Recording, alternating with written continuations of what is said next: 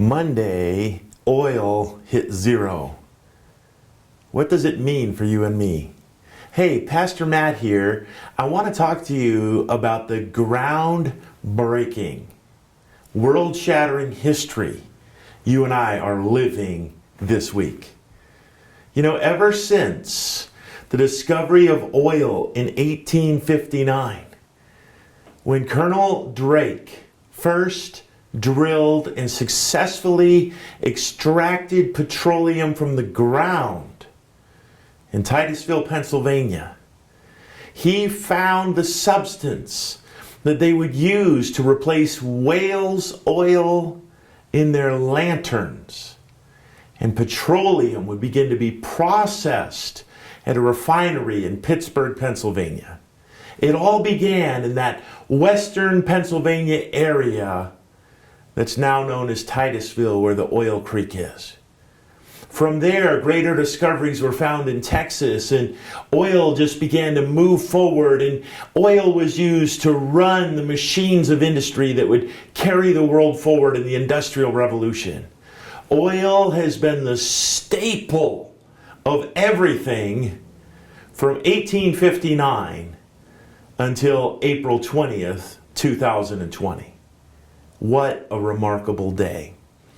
You know, the world runs on oil. Every leader in the world depends on oil. Oil can make a leader and break a leader.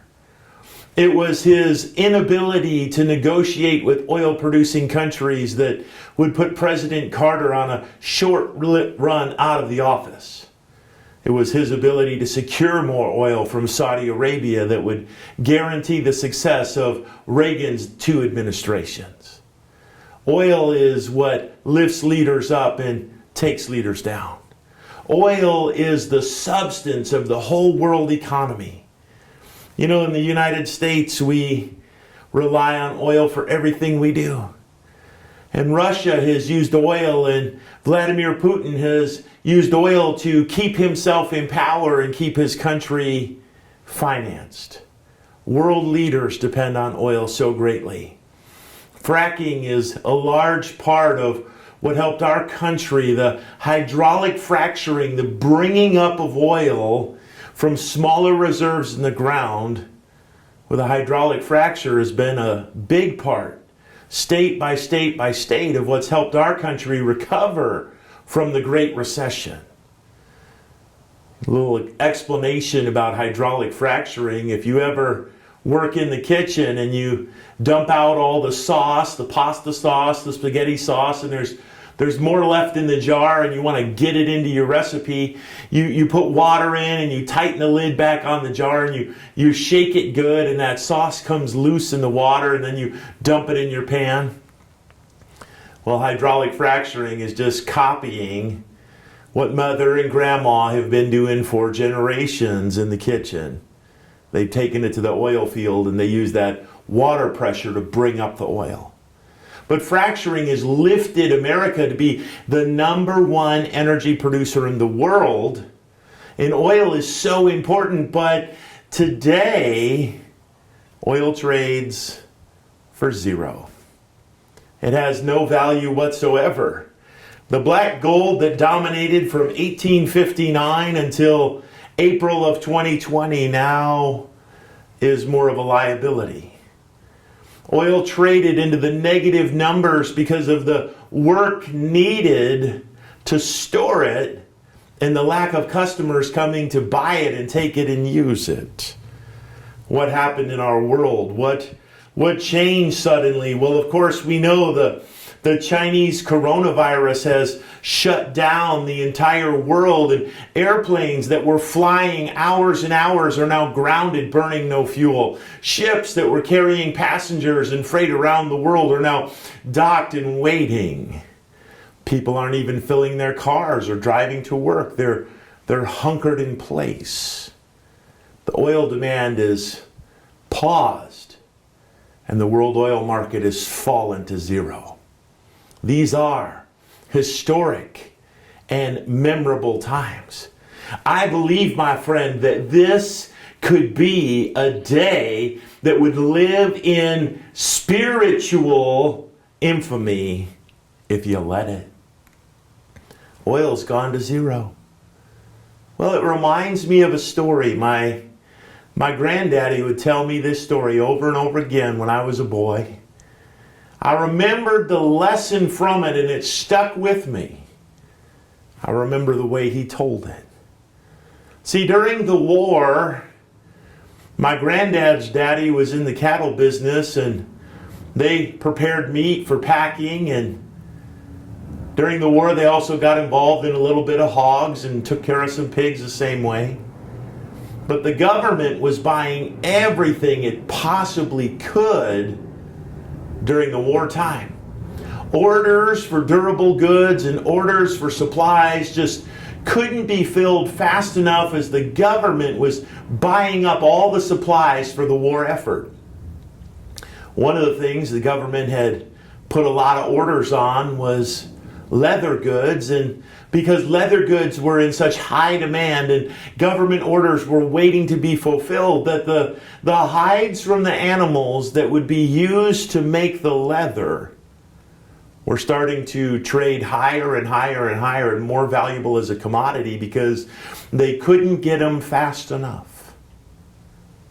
Well, one of my grandpa's uncles decided it would be a good idea to go all in and buy as many hides as he could. There were 4 different companies packing animals in that area where Granddad and his dad worked, and his relative went to all of them and bought up hides everywhere he could get them.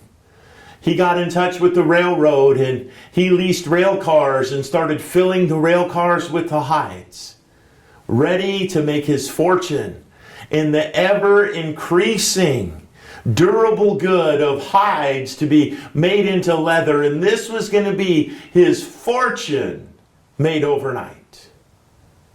Well, as the story progresses, he filled a lot of rail cars and stored them there full of hides. And just about that time, when the price of hides was trading higher and higher and higher, the war ended. The government canceled many contracts partway filled. Suddenly, instead of there being great demand for leather, the government had canceled all the outgoing orders for new leather goods, and government surplus would come on the market and be sold over and over and over for the next several years. The value of the hides dropped so low, they wouldn't even pay the portage of storing the rail cars. Instead of making him a fortune, it cost him a fortune. My granddaddy said that those rail cars full of those untreated hides, many of them never got sold, never got taken care of, started to stink and to reek. You know, my friend, with oil crashing, it pulls me back to that memorable story from Granddad about the hides and the war and how he was going to make all that money with those hides. Oh, oil, they say, buy oil stocks. Energy is a sure thing. Energy's the safe investment. But you know, while the values and realities of the world are constantly changing, the ageless wisdom of Jesus Christ stands stronger and purer and brighter. Oh, my friend, the deepening darkness lets the light penetrate in a greater way. Listen on this day of spiritual infamy to the wisdom of Jesus Christ. In Matthew chapter 6, the Bible records Jesus himself speaking the very words, "Lay not up for yourselves treasures upon the earth, where moth and rust doth corrupt, and where thieves break through and will steal. But lay up for yourselves treasures in heaven, where neither moth nor rust corrupt, and where neither thieves break through nor steal. For where your treasure is, there will your heart be also."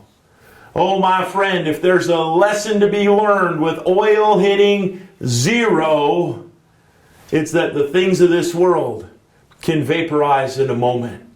But when we invest in the kingdom of God, when we invest in the spiritual things that matter, they never fade away.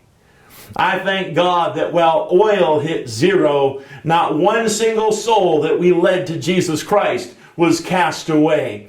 While oil hit zero, not one single effort that we did for the kingdom of God came to naught. My friend, when we put our treasures in heaven, nothing will ever bring it down again. Like the old song says, hey, don't think me poor or deserted or lonely.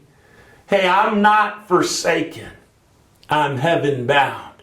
In that bright city, I'll have a mansion, a harp, and a crown. I've got a mansion just over the hilltop. In that bright city where we'll never, ever grow old. Oh, my friend, where your treasure is, your heart will be. Let's let the day of spiritual infamy, when oil hits zero, be a day when we look hard at our own life and decide, I'm going to seek first the kingdom of God. I'm going to put things in the Lord's hand, because while oil crashed, my Bible says, Jesus Christ, the same yesterday, today, and forever. Live in God's victory today. God bless you.